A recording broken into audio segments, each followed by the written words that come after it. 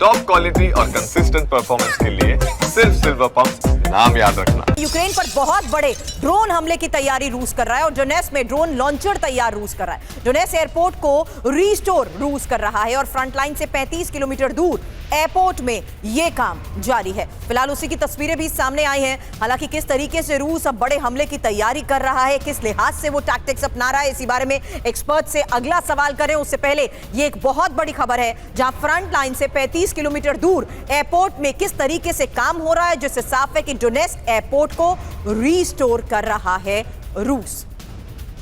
Information wall का रुख करेंगे। रूस के हमले की तैयारी के बारे में ही ये डिटेल अब आपके सामने, जहां डोनेट्स्क में ड्रोन लॉन्च पैड रूस की तरफ से तैयार किए जा रहे हैं और बड़ी बात इसमें यह है कि ड्रोन लॉन्चर के जरिए एयरफील्ड को रीस्टोर करने को लेकर खबर बहुत बड़ी है। हालांकि डोनेट्स्क एयरपोर्ट के रनवे को जिस तरीके से रिपेयर किया जा रहा है, मतलब क्या है बहल सर इसका, क्योंकि डोनेट्स्क एयरपोर्ट के अंदर ही ड्रोन स्टोरेज भी तैयार हो रहा है और फ्रंट लाइन से सिर्फ 35 किलोमीटर की दूरी पर एयरपोर्ट में जारी काम, यहां से हमला हुआ तो यूक्रेनी एयर डिफेंस को कम वक्त मिलेगा। ओवर टू यू बहल साहब। जी, बहुत ही अच्छा प्रश्न है आपने जो बताया। शुरू से अगर हम देखें तो इनको बफर जोन बनाना है दो जगह पे, सुमी और खार्किव पे। उसके बाद लुहांस्क और डोनेट्स्क को टोटली लेना है। अभी थोड़ा सा हिस्सा रह गया। डोनेट्स्क के अंदर ये एयरपोर्ट आता है जो कि 35 किलोमीटर दूर जहाँ पे फाइटिंग चल रही है वहां पे ही है। और ये इसमें बहुत महत्वपूर्ण ये है कि अगर ये खेरसों के ऊपर अटैक करना चाहता है, पहले खेरसों को आइसोलेट करेंगे,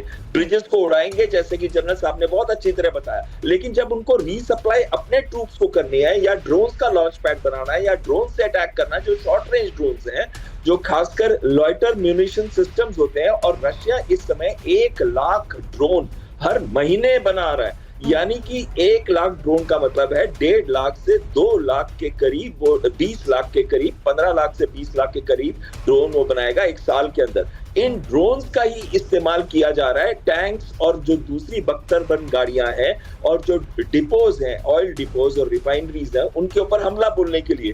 तो अगर इसको एयरपोर्ट को वापस यूज में ले आते हैं तो फास्ट रीसप्लाई के लिए, इसमें यह नहीं है कि सिर्फ ड्रोन ही लॉन्च पैड यूज किया जाएगा, इसमें ट्रांसपोर्ट एयरक्राफ्ट का भी इस्तेमाल किया जा सकता है, हेलीकॉप्टर्स का भी इस्तेमाल किया जा सकता है। तो कहीं ना कहीं अगर रैपिड डिप्लॉयमेंट करनी है उसके लिए ये एयरपोर्ट जरूरी है। इसका ये मतलब है कि खेरसों और पोक्रोवस पे हमले अभी होने वाले हैं। जी सर, उसी को लेकर आगे एक और बहुत बड़ी खबर भी है, लेकिन उससे पहले रूस की ट्रंप को परमाणु हमले की बहुत बड़ी चेतावनी, जहां अमेरिका पर परमाणु बॉम्ब से हमले की वार्निंग। रूस की सुरक्षा परिषद के उपाध्यक्ष दिमित्री मेदवेदेव की ट्रंप को यह वार्निंग। डेड हैंड के खतरे को याद करें ट्रंप। रूस को अल्टीमेटम, युद्ध की ओर एक और कदम। ट्रंप को परमाणु युद्ध की चेतावनी, मतलब समझना जरूरी। और पिनाक सर आपके पास आऊंगी, क्योंकि रूस के सुरक्षा परिषद के उपाध्यक्ष दिमित्री मेदवेदेव की ट्रंप को वार्निंग का मतलब समझना जरूरी है, जहां उन्होंने कहा कि ट्रंप याद रखें कि डेड हैंड कितना खतरनाक हो सकता है। अपनी पसंदीदा फिल्म वार्निंग डेड को याद करें ट्रंप। और पिछले 48 घंटे के अंदर मेदवेदेव ने दूसरी बार परमाणु हमले की ये चेतावनी दी है। अब रूस को अल्टीमेटम, धमकी और युद्ध की ओर एक और कदम, यही बयान इसमें सामने आया है। लेकिन ये जो टर्म अभी आपने सुना, डेड हैंड, आखिर ये है क्या? इस बारे में भी इंफॉर्मेशन वॉल पर एक डिटेल आपके सामने, जहां डेड हैंड एक शीत युद्धकालीन शब्द है और आपको बता दें डेड हैंड शब्द स्वचालित परमाणु हथियार प्रणाली के लिए ही इस्तेमाल होता है। तीसरी महत्वपूर्ण बात इस लिहाज से समझिए कि किसी भी देश का नेतृत्व नष्ट होने के बाद भी परमाणु हमले के लिए इस्तेमाल होता है और डेड हैंड प्रणाली रूस ने विकसित की, जिसे पेरिमेत्र भी कहते हैं। हालांकि डेड हैंड न्यूक्लियर सिस्टम का इस्तेमाल संपूर्ण विनाश के लिए हो सकता है और 2018 के बाद रूस ने अपने डेड हैंड सिस्टम को और विकसित भी किया है। Over to you Pinak sir, क्योंकि ये बात उस लिहाज से समझ आती है जहां कोल्ड वॉर के सिनेरियो के लिहाज से उस टर्मिनोलॉजी जिसका रेफरेंस न्यूक्लियर वेपन से है, आज इस तरीके की वार्निंग देना मतलब क्या है? देखिए, न्यूक्लियर डेटरेंस में एक और कॉन्सेप्ट है जिसको हम मैड कहते हैं, इसका नाम है म्यूचुअल एश्योर्ड डिस्ट्रक्शन।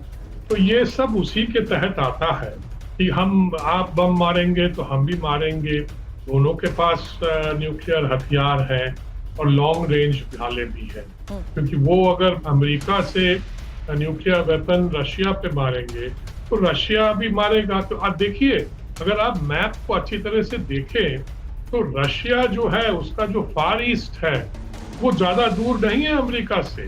अगर आप देखें व्लादिवोस्तोक वगैरह वो अलास्का से कुछ किलोमीटर ही है।